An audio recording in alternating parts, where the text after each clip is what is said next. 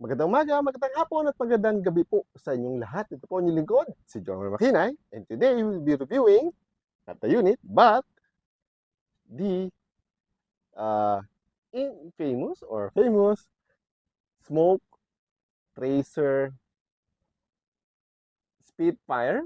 What else? Smoke Tracer Spitfire uh, suppressor that's currently in the market. Okay. Uh, okay. First, this is a loaner Sir from. Neil. This is actually for repair. This was not working, so he sent it to me.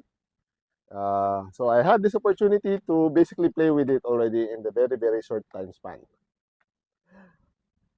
First things first, this looks nice. It's an all aluminum construction, 40mm thread, glowing lights because it's a Spitfire. And it's how long? Where is my ruler? It's 17mm long. Not bad. 17mm in Imperial. Around 6.5. Around 6.5 inches. Really long. So it looks really daunting. The reason why it is long is that it requires a lot of space. I'm going to remove this one. Yeah. But I'm going to use up all the gels later because it's really fun to play with. See, this is the tracer, the Spitfire, and the glowing lights ready for the gel. And counterclockwise to open it, and you can see the internals. It has two 1S LiPo batteries.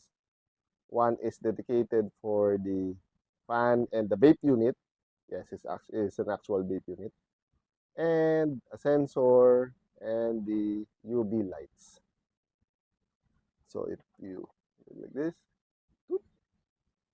smoke. Well, vape. It has no smell because of the liquids it's using. I don't know what will happen if you put playboard vape.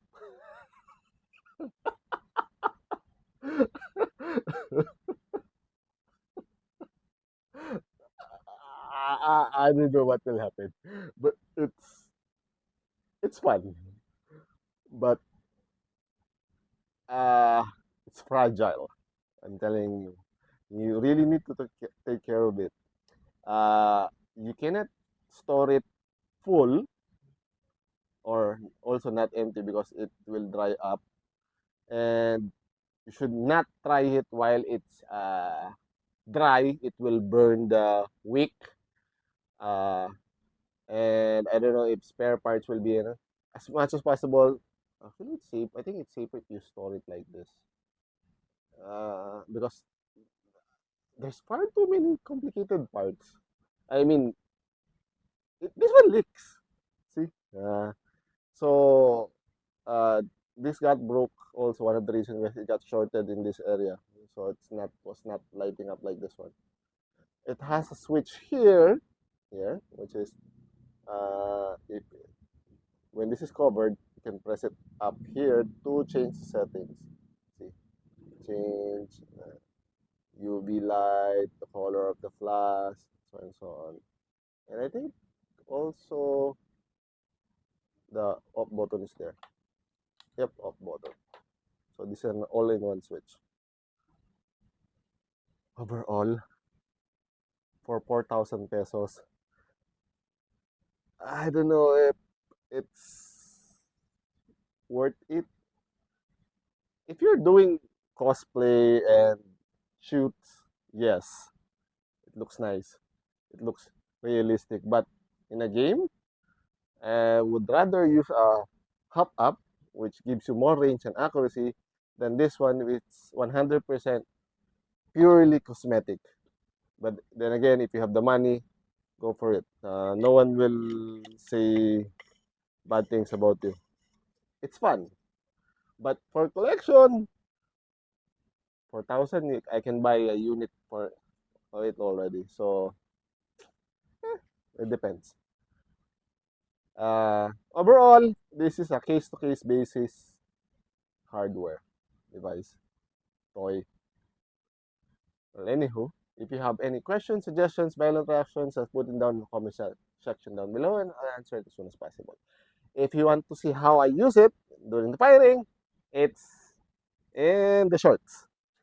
But I think I can have a quick here.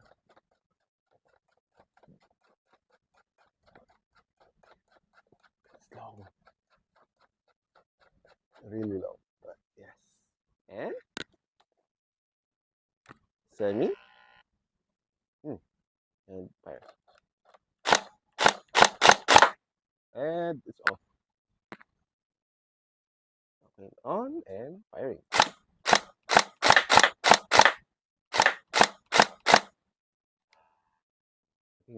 My battery is dying, but last one.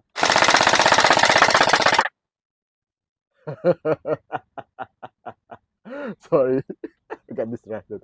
Anywho, you have comments, suggestions, violent reactions, so put it down in the comment section below and I'll answer it as soon as possible. Hanggang sa muli, paalam!